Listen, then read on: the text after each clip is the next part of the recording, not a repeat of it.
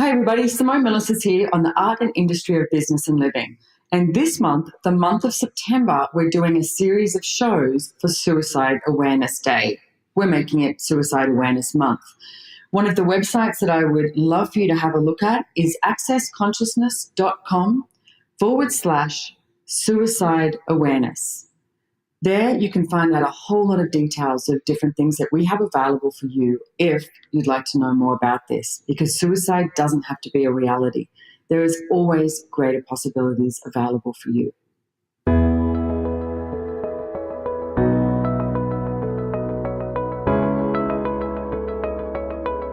The Art and Industry of Business and Living podcast, discussing conscious choices around business, money, life and living, and creating a greater future for you and the planet. Hi everybody, welcome to the Art and Industry of Business and Living. You are with, surprise, surprise, your host, Simone Milasas. You can't get rid of me. I'm here every week. How does it get any better than that? So I'm actually at home at the moment. That is a bit of a surprise in lovely Phrygian Beach, which is so awesome. It's so nice being at home. Now, this is the fourth week we've had of suicide awareness. And the one thing that I keep reiterating here is find a facilitator, find a bars class and get your bars run, because this will change so much in your life. And if you know of someone that is struggling or going through some stuff, it's like, get them to get their bars run. We have thousands of facilitators around the world. In fact, I just got a thing yesterday saying that we have in 100 countries, 6,784 bars facilitators. So there's a few. How does it get any better than that? Wow. So I know, it's cool, huh? So today I have the wonderful, amazing Shannon O'Hara here. So welcome, Shannon. Hello, Simone. Now, you're in Sweden right now, right? I am, yeah. Nice. In your new home? Yeah. Nice. Just bought a home in Sweden. Yep. So Shannon, she is the founder and creator of Talk to the Entities. And as I was on my second radio show of this month recording it, I went, we need a different perspective here. I'd love to get Shannon's perspective. So if you haven't listened to them, you can find them. The first one I did was with Anthony Mattis, who, it was amazing. It's like his wife committed suicide. And the thing that I really got from his podcast was the amazing father that he chose to be and how he went around that. And then number 2 podcast was with Christopher Hughes, who his sister committed suicide. And it was a lot over, I'm going to say, like transgender, sexual judgment, etc., which is a huge thing in this world, that people, commit suicide over basically being judged for their choices, is what I'm going to say. So, and then Lauren Polly, who wrote an amazing book called The Other Side of Bipolar, was the third show. And so here I've got Shannon O'Hara, who, like I said, is the creator and founder of Talk to the Entities, which she's friggin' amazing. I remember that one of the first times I ever met you, Shannon, I was in Houston, Texas, and I actually had a boyfriend who had committed suicide when I was 16, and I thought I was crazy. I thought, okay, I can't talk about this. I can't tell people. I used to go into a room, and every time I walked into a room, I would sit on a chair that was against a wall, because I knew that Pete was just going to be behind me, and I was like, Pete, you can't get behind me if I'm sitting against a wall. So, but I never spoke to anyone, and you were one of the first people I ever spoke about this, and you looked at me and went, would you like to book a session with me? And I was like, yes. And it was so freeing and so relieving for me to get some clarity that, for one, I wasn't crazy. I wasn't going loopy for everything that I was, perceiving that was going on with him, and also to give him freedom. And I also had a session later with Gary Douglas, your Papa Bear, your dad, the founder of Access, and he also helped me out with that as well. So what I actually want to ask you first is, how did you get started with this, with Talk to the Entities? Well, I'd love to say it was a grand, romantic, inspiring story, but it was a lot out of desperation, because I was one of those kids that was really super entity sensitive. And I'm an adult that's really super entity sensitive, but I used to hear a lot of voices and see a lot of things. And it was something that was either going to make me or break me. And it started, as a kid, it's whatever. You don't really think about it. You're just seeing Great Aunt Sally sitting next to Great Aunt George, neither one of which have bodies, but they're just at the dining table with everybody. And then as I got older, it was there was more of a conflict growing within me because no one was looking at or acknowledging or being aware of what I was aware of. So it started to become this sense of, this is wrong. Like, I shouldn't be doing this. This is weird. And in the shutting, and then I tried to shut it out and make it go away because I didn't want to be weird. And in that shutting it out process, it started to have side effects. And some of those side effects are actually severe depression. And for me, it was like depression and anger and extreme social paranoia. And so that was all of my teens. And then, Gary, who you just mentioned a few minutes ago, who's my dad, he started doing Access when I was around 12, and he continued to grow it all throughout my teens. And I didn't want to do the weird stuff my dad was doing. I love how we fight the weird stuff when we're all so weird. Yeah, right. And so it sort of got to this point where I was in so much pain that I had to sort of like do something, otherwise I was going to kill myself. And he kind of like tricked me into getting my bars run. Because I wouldn't really do anything he asked. It had to be something that came from somewhere else. So he was amazing at sort of creating a place where I could choose it if I wanted to, and help in really getting other people to create that space for me. And bit by bit, I started noticing that I was feeling like a million times better just from having my bars run. And so I got more interested in feeling better, and I started doing more and more Access. And then in my early 20s, and this story is in the beginning of my book, Talk to the Entities, I was home in Southern California one day, and my apartment, which was a small apartment, the living room filled with so many entities, with so many ghosts that I literally couldn't see the other side of the room. And I freaked out. And I called him and I was like, oh my God, my house is full of ghosts. And he was like, that's great. And I was like, this is not great. This is horrible. And I slammed that door, but wearing it shut. And it was interesting to note now, looking back in hindsight, that Access gives you more of you, period. And what I had done to cut the entity awareness out was basically going away because I was accessing more of me. And I just had no idea what seeing, talking to, hearing, dealing with ghosts as an adult was going to be like until that day that they came to my house and they were like, we're here. And I was like, this is absolutely not okay. And so I fought it for a while, and eventually I recognized that it was a greatness, not a curse. And I started having to learn how to deal with it. And it wasn't, I say having to, because I really had to. It was so intense. And it's such an interesting conversation to bring the suicide awareness into the conversation about ghosts, because talking about ghosts, number one, is so taboo in our Western culture in the first place. There's very little place and space where you can go to be like, I'm hearing voices. And they go, okay, cool. So are you talking to entities? They're like, okay, you're hearing voices. Clearly there's something wrong with you. Let's give you some drugs. Yeah, I know. It's like what would it take to change that? Exactly. And that's that's a huge part of what inspired me to keep going with Talk to the Entities. Was not only did it save my life, this just being willing to be like, okay, this is ghosts. Now, what do I do with this?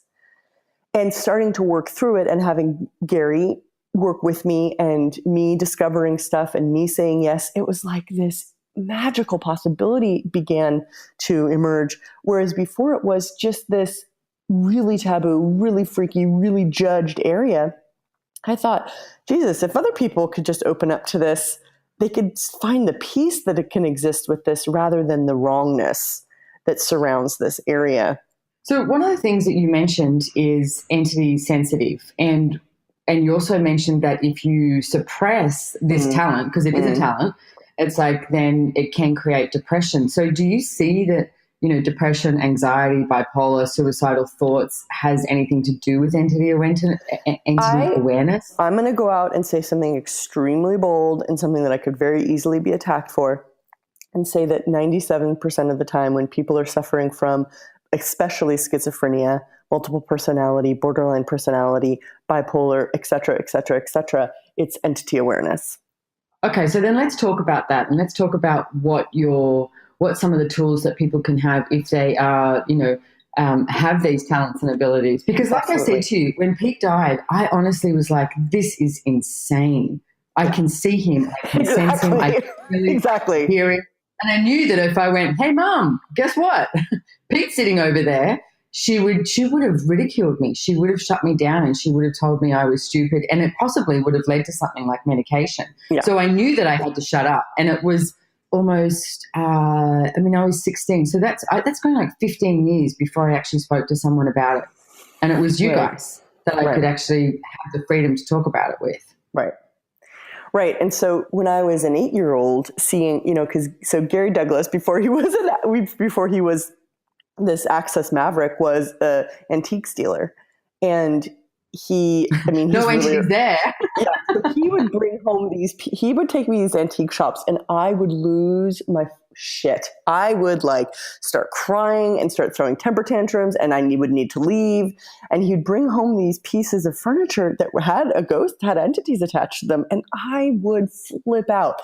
And how lucky am I that I actually had somebody in my life who, when I would be like, I hate that piece of furniture, and he's like, why? And I'd be like, because there's somebody sitting on it. Instead of him projecting, oh my God, I've got a crazy 8-year-old, he went, okay, what's her name?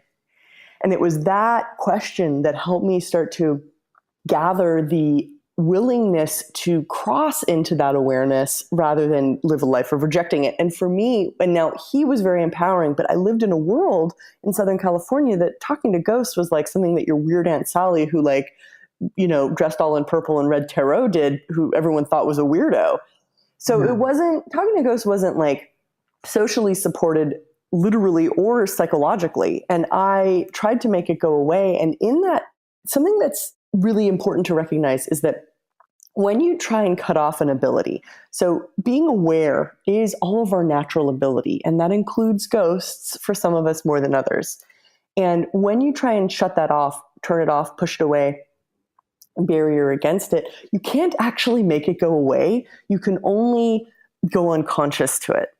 And that unconsciousness process to entity awareness has really extreme side effects, which can be severe depression, really out of balance psychologically, and it can also manifest physiologically as well. Yeah, it's interesting because, I actually didn't think about Pete until we literally just started this podcast. Okay. And I remember at one stage, because he'd given me all these gifts and he'd written me this letter saying, no one will love you as much as I've loved you. I was 16, and he'd given me all these gifts. And I remember sitting on my bed one night with a shoebox full of all the gifts from him. And I thought I had to keep them because he had died. Like if he hadn't died, I would have ditched them, ex-boyfriend, yeah, blah, blah. And I remember sitting on the bed and I was like, okay, enough. And I was like, enough. You can't do this to me anymore. Enough. And I threw out all the stuff and I thanked him and I just went, goodbye, you got to go. And I'm not sure that he actually ever showed up with that intense presence in my world anymore. So can you talk more about that and like how someone is with an entity like that? Like I just did what I was sort of like desperate measures before I started thinking I was crazy. Well, it's interesting that you mentioned that you haven't really thought about Pete in a long time until you and I started talking. I know. And so, my first question would be, so like, is he still around? Yeah, I get yes. And then you have to ask yourself this question of like, why do they hang around?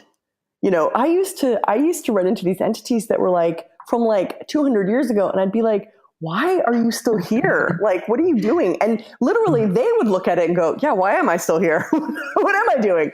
And they would make a different choice. But you have to look at it's like with Pete. Okay, so like, yes, you pushed him away, but did that mean he moved on? Did he move on in a healthy way in his own world? Yeah, I get no. And so I just want to explain something too, if you're listening to this.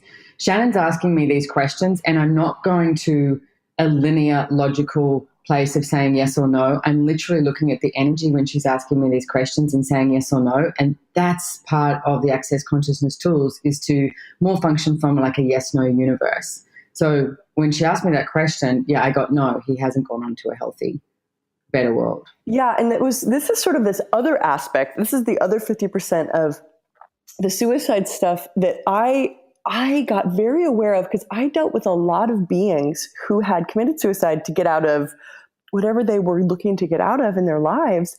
And it was a lot of the time they were still in the same condition, just without a body. The psychology, they take a lot of that with them.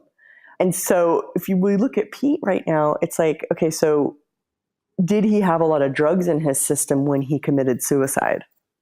A lot of alcohol. And what's this other phenomenon with entities that no one tells us is that when your body dies, when you have drugs or alcohol in your system, you take that with you and you will stay sort of unconscious with those substances forever until you dissipate and release. So we'll ask Pete to dissipate and release all the drugs and alcohol. Okay. And then the entities literally go through a sobering process. And the way I found this out was I had my mother's mother, my maternal grandmother, was a career stereotypical classic Irish Catholic alcoholic. And she died in her 80s, and she had been a lifelong alcoholic and had a lot of pharmaceuticals in her system when she crossed. And I didn't have much of a relationship with her. My mom and she didn't get along, so on and so forth. And anyway, she passed. 7 years later, I'm laying in bed alone one morning in Australia, and this being is down at the foot of the bed. And I'm like waking up and I'm like, I don't want to deal with you. This is like first thing. I'm like, go away. Give me some coffee. and it wouldn't go and it wouldn't go. And I knew from that experience, there was something I had to turn towards and pay attention to. So I turned towards this being, and it was my mother's mother. It was my grandmother. And I didn't recognize her because she felt so different. And I went, Mumsy? And she was like, hi, I'm so sorry we never had a relationship. And I was like, whoa, you're the last person I expected to come and visit me. And basically she told me that it took her 7 years to get sober after her body died. Wow. And then she came and said her final goodbye to me. And it was like, oh, that happens? And then I started recognizing there was all these entities that I ran into that were like, I couldn't clear and I couldn't get clear with, and I didn't know what to do with. And it was because they were on drugs or on alcohol. They literally were so unconscious that none of the clearing processes and none of the clearing questions would work on them until they dissipated and released all the drugs and alcohol. Okay, so this is so not where I thought this show was going, but no show ever does that. So when you ask to assist Pete in clearing the alcohol, etc., to me what I get is, and it's funny because I go, oh, he feels like a little kid, but he's 16. I'm nearly 50, so of course he's much younger than me. I was like, why is he a kid? Oh yeah, he was 16. Or he was actually 17. But to me, the way I'm going to describe this is like a wall between, like he's behind something, like he's like in a bit of a distance and he's behind something and he's like, there's a wall and there's something stuck there. Jesus Christ. Yeah.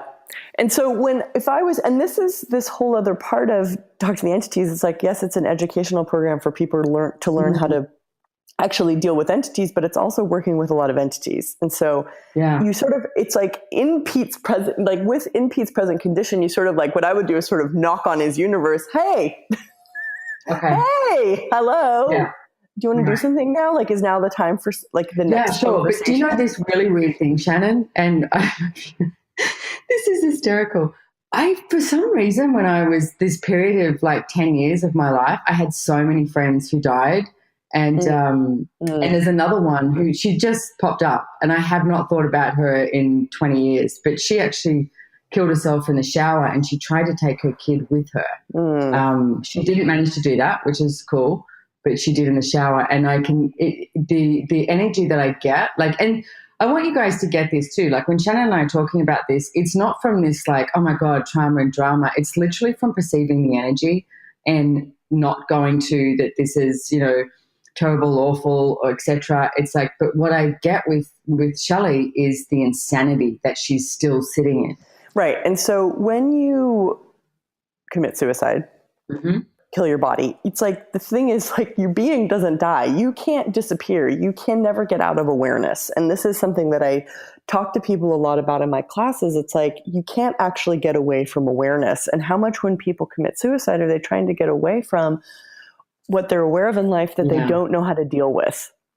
And you can't, once you lose your body, it's like your body is not actually your source of awareness. Your consciousness is your source of awareness, and the consciousness never ends. You're never going to lose your consciousness. So you take all that stuff with you, and it almost makes it worse because now you have no one that'll listen to you, no one that'll talk to you, and you're sort of stuck with all this stuff unless you can choose more consciousness on the other side, which some people also do too.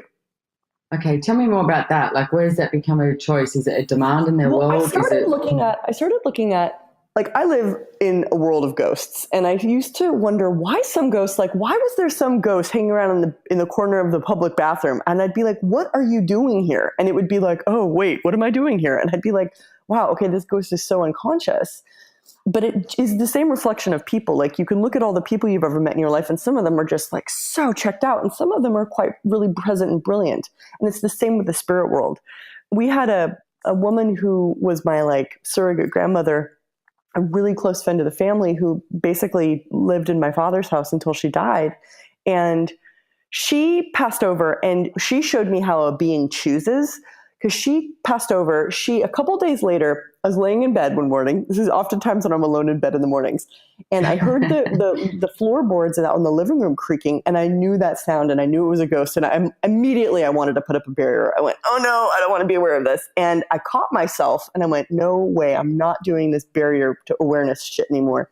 So I pushed the barriers down, and Mary peeked her head in my bedroom door and came and sat down on the bed, put her hand on my hand, and said, thank you so much for looking after me. I'm going to go now. And it was so gentle and so quick and so complete. And she left, and like she left. Like she didn't like cross over and then like become another person. She like she like basically became space. And I looked at, well, how come Mary could make that choice and all these other stuck beings like aren't making that choice? Oh, it's a difference in their person. It's just a difference in their being, and a difference in their consciousness, and a difference in their choosing. Is this Mary, like Gary and Dane's? Yes, that Mary. Yeah, okay. So, I mean, I've heard lots of stories about her. So I get the sense that her whole life she was actually choosing more and more and more and more, and would not get stuck in the trauma and drama, and would, have a look at something and go, okay, so, I mean, one of the tools of access, what's right about it I'm not getting, and she wouldn't go to something less than, she would always choose something more. So, okay, but she also didn't commit suicide. No, she didn't. But I have also witnessed people who commit suicide move on with peace too. Like I've seen it all. But the thing that is interesting to recognize in this conversation, and this is probably the most far out conversation you've had on this topic in this series so far, is to recognize that whatever it is that someone commits suicide for and kills their body for, it's like, is the body the source of that problem really? Because if the body isn't the source of that problem, like some people commit suicide when they're terminally ill, so on and so forth. Yeah, my Gramps did. Yeah, I mean, he had gangrene, he had skin ripped off, and he was just like, enough. Exactly. Yeah. And so that is the body. That's really getting away from the body sort of no longer working anymore. But a lot of people, unfortunately, take the lives of their bodies from a psychological imbalance or sickness, and that actually you take with you. Anything psychological you take with you, and then you carry it around. Exactly. Yeah. And so it's this interesting thing to recognize these people that you knew who committed suicide. Have they found peace? No. So you asked me if you want to do something now. So can we do something now then? I would say Pete's probably the easier one to deal with in a more concise way. So it's like, and Pete's an interesting one because he feels to me like, yes, he's present, but not all present. Like there's part of him here, but not all of him here. Yeah. I get that too. And so, it would just be a matter of you putting your attention there on him. Hey, Pete. Yep. Do you want to make another choice now? Like, what do you need, basically? What I hear is that he needs to know what happened. Yeah, he seems very unclear to me as well, which is... Okay, so he did get drunk and he was driving and he ran himself into a brick wall. Now, the thing is, he told one of his friends the week before, he said, when you see Simone, can you tell her that I'm going to commit suicide and everything's going to be okay? And I was told that at the funeral as a 16-year-old. I was like, thank you. Yeah. So he did always talk about it, like that he said, I remember the last things he said to me was, and it's funny, he wrote me this letter because I said he'd changed so much, and he said, if I have changed, it is in the search of a perfect life, which I'll never find, but die looking for it. Love, Pete. Yeah, drama. That was his last. Yeah, exactly. And so, it's like he's still looking for it, but I would call Pete cute, but not bright. Like there's not a lot of consciousness going on here. That's pretty true. He was cute. Yeah. Cute, but not bright. Like, and he's still not bright. Like he's without his body and he's like, what happened? And how many years later is this? And he's just like completely hasn't moved on.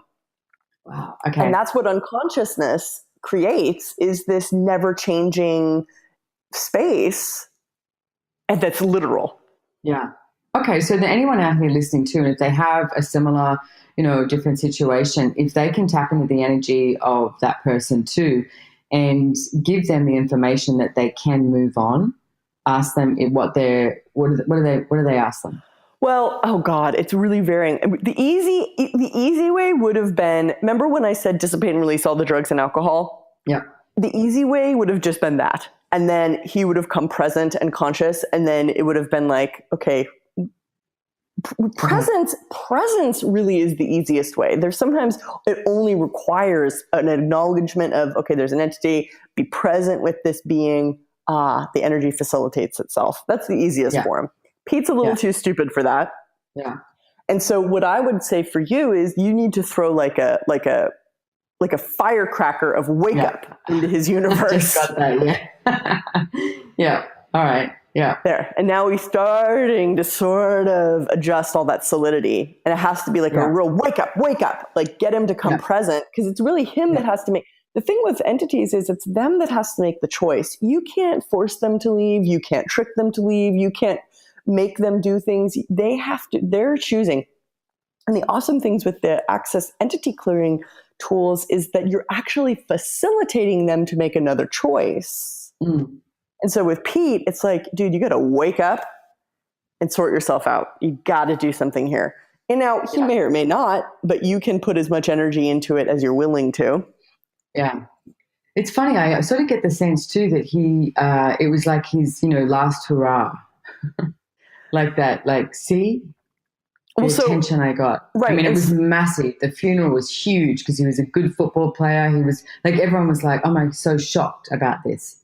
It's like, Well, right. And now is it just going to be living that identity forever, or can he choose something different, or can that being become and choose something different now? If he chooses that, yeah. If he chooses, and he won't be a he anymore, and he definitely won't be Pete anymore. Yeah. And that's this choice point of we're all, access. Wow.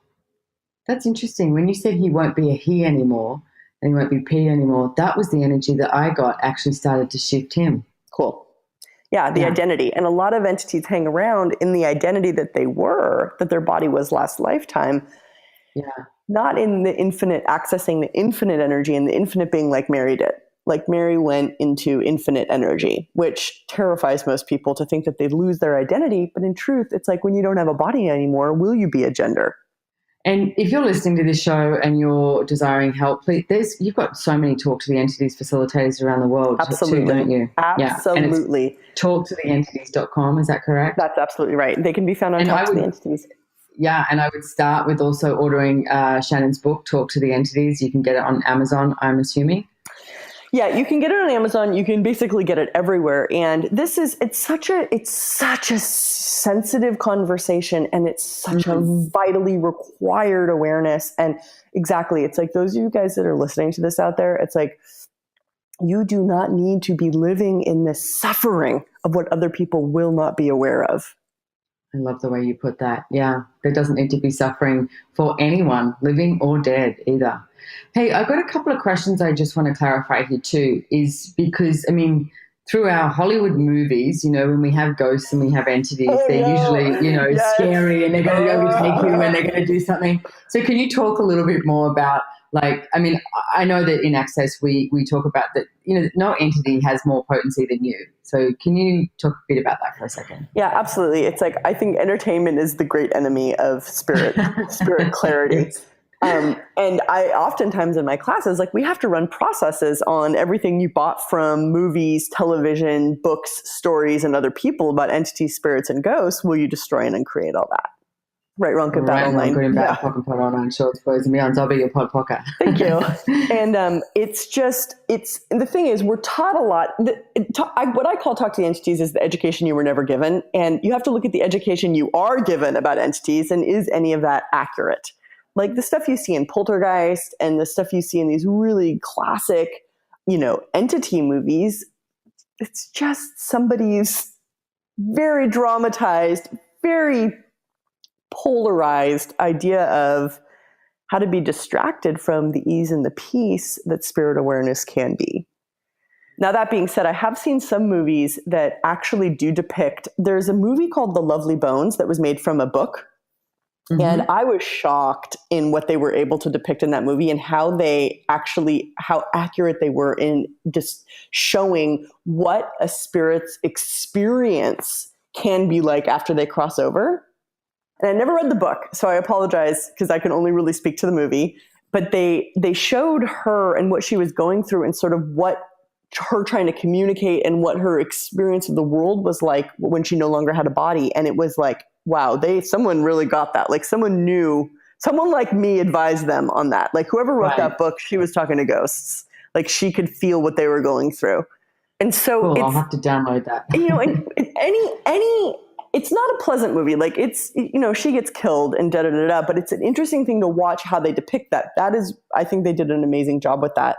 But if you look at all movies and television, it's like how much of what you see in the movies do you see in your real life? It's the same with entities. Whatever you see in the movies about ghosts, very little of that actually exists. Doesn't mean anything. Yeah. So the two things that I don't remember if it was you or Gary that said to me too, or in a class, it's like if you think you see an entity, you do. And it's like, it's pretty much like, it's not going to be like this big thing of like, oh my God, there's music playing and it's like literally the other day I was with Gary, your dad, and we're in Texas, and I just got this thing and I looked around and he went, what's up? And I went, oh, I am seeing an abundance of entities this week. They're just everywhere. So it was just like, all right, cool, hi, bye, and move on. But there are times in my life where they just pop up everywhere. So, and it will be like, for me, so maybe you can talk about that, but for me, it's like sometimes it sort of has this sense of a shadow lurking in the curtains, or someone who just sort of walks across a room and you go, oh, there's someone there, like a cat or something like that. Or I have actually seen, almost like the physical body sitting in a car one day, and I thought it was actually someone sitting in a car. So there's been all these different ways, but it's that simple. If you think you see one, you do. So if you got anything else you want to add to that? Yeah, I think it's I always sort of hesitate, and I love saying stuff like that because it so totally freaks people out, but it also gets you to the place of recognizing like, okay, this is actually something that's part of living on planet Earth. There's actually more beings without bodies than with bodies on the planet. And one of the big ambitions for me with Talk to the Entities is to really remove that wall of separation. For me, the spirit world is not this big, scary, awful, terrible, mean, vicious thing. It's actually this incredible gift that, there's obnoxious, horrible entities, just like there are obnoxious, horrible people. And there are also incredibly kind, incredibly giving, incredibly beautiful beings that you end up shutting out when you shut out all entities. And I think unnatural to not receive and perceive the spirit world, because it is a natural part of life on planet Earth, which is a very, very, very ancient way of functioning, but also a very forward way of accessing greater consciousness for everybody. When the more conscious you get, the more aware you become, the more the spirit world will come into focus, and that's not wrong. It's okay. It can be party time if you let it be. And the more choice you'll have, and the more freedom, the more. Exactly. So if you are listening to this, because this is for Suicide Awareness Month as well, and any of this sort of, you go, oh my God, that's me, with the, as Shannon was talking about, if you are suppressing it and, leads to depression or, suicidal thoughts or, the bipolar, etc., anxiety, or any of those things that you have, it's like there's something you can do about it. There literally is something you can do about it. So you are not alone. Please get that. Even though sometimes you may get the sense that you are alone, you are not alone. And it's like, it might not be in a person. It might be getting Shannon's book. And it's like, you know what, you might find some sense of freedom in reading her book or going to a class or booking a session, getting your bars run. Yeah. And it's like, look, with entity stuff, if you are aware of entities at all, if you know you are, if you're hearing voices, if you're seeing stuff move around people's faces, if you know you're dealing with entities, like you don't need to hide from that anymore. The Talk to the Entities beginning class is literally everything that you will ever need. It's only 2 days. Literally in 2 days, you will receive the practical tools that will create so much ease and peace and space that you'll be like, why was this so hard for so long? But you know what? Why it's so hard is because this reality sucks. And it's like, and everywhere that you try to fit into this reality, it's like, don't do it. It's like me. I mean, I couldn't speak about Pete for years because I was like, oh my God, this is so abnormal. I don't fit into this reality. Well, guess what? I've never fitted into this reality, and neither of you, and you're not wrong. So please claim, own, and acknowledge all of your talents and abilities, including quite possibly the talent and ability to perceive entities. So Shannon, thank you so much for being on here. Is there anything else that you think we should be talking about to this with the suicide awareness? I think we covered like all of it, although it was somewhat brief. It's like both Simone and I know how severe this, I think that this suicide awareness whole campaign that Access does every year is incredible. And I'm going to say another thing that can be taken with, some people are going to love it and some people are going to get really charged about it. And I believe that's like suicide's not bad and it's not wrong. I always have thought that if you don't want to be here, like you should be able to go, and we should empower those that would like to leave to do so with peace. And it's like, why don't we make suicide a choice rather than a reaction to escaping the pain of living? It's like, if you are aware, are you willing to be as aware as you truly are and see what that could be like embodied? And what would it take for suicide to be a choice rather than a reaction? Yeah, I agree. I remember talking to Gary one time and I was, depressed, and I was like, oh, I feel like killing myself. And when he looked at me and he went, because I was doing trauma and drama, he goes, well, it's just a choice. And as soon as he said that to me, I went, oh, I was like, wow, it is just a choice. But it took me out of the trauma and drama of going, oh my God, I can't change this in my life. Like a telenovela, Latino telenovela. And it actually gave me the invitation and inspired me to have a look at what was truly going on. So that's actually what I invite all of you, is to have a look at what is truly going on for you. And one of the tools that we talk about a lot on these podcasts, it seems to come up, is who does it belong to? Which, if you do that for 3 days, who does it belong to? Thoughts, feelings, and emotions. You'll soon figure out that pretty much, we say 99%, but I'm going to tell you something right here. 100% are not yours. You heard it here, ladies and gentlemen. And there is so much on offer. And, if it sounds like a cheesy advertisement, I don't give a shit. Oh, yeah. Oh, no. I'm sorry. I'm sorry. Yeah. I was literally dying. I was trying to get away from the awareness. I didn't want to be weird. I didn't know what to do. I had nowhere to go with this fucking constant voices, constant shadows, constant influence of entities. It was just like, and then the bars came, and it was like for the first time, this breath of fresh air. And it didn't, that I really had to battle with suicidal thoughts and desires for years, until one day I chose. I am aware. I will live. And you know what? Heavy and fucked up and not happy, that shit's actually not mine. Yeah, and sometimes it gets really uncomfortable when you're choosing more and you're choosing to be present and be more conscious. Very uncomfortable. And it always comes out greater on the other side. I mean, I've been home now for 1 week, and I've had my bars run 4 times, and it's been awesome. It's like, and I always go to the place of like, oh, I'm so busy, I've got all these projects I'm working on. And I was like, nope, I'm doing this. I'm running my bars like every second, third day, and giving myself that space to have that. So I've actually got a bars class coming up in November 10th in Sydney, Australia. So if you want to get your butt to Sydney, Australia. Yeah, I haven't done a bars class in ages, so I'm very much looking forward to it, because it really does create so much freedom. So Shannon, what classes do you have coming up in October, November, December? I've got a lot of different stuff going on. Talk to the Entities is happening. I do one beginning Talk to the Entities class a year, and I'm doing it as a telecall. It's actually starting, the first call of it will be January 1st, 2019. And it's a 7-part telecall. So that's my next Talk to the Entities beginning class. And like Simone mentioned earlier, there are a ton of magnificent, amazing, really talented Talk to the Entities beginning facilitators. These people have been through it all. They know what's going on, and they definitely are willing to be the gift and facilitate the tools of entity awareness that will make life easier for us and the entities as well. And that's what we're looking for, to create ease, joy, and glory, the mantra of access. All of life comes to you with ease, joy, and glory. So check out talktotheentities.com and shannonohara.com, and also go to accessconsciousness.com, and you can find a bars facilitator. I mean, I would go to a bars class, but you can just get your bars run if you want. But bars class, you get bars run twice on you, and then you also run bars on somebody else twice. You receive a manual with a bunch of tools, and you can become a practitioner afterwards. Can you get the gist of this, ladies and gentlemen? It's like, woo, your life changes. Beautiful. So Shannon, thank you so much for joining me today. I am so grateful, and I would love to have you on the show another time, actually, on another topic, something else we can talk about. Absolutely. Thank you so much for having me, Miss Simone. This was fun. Thank you. You're welcome. Goodbye, everybody.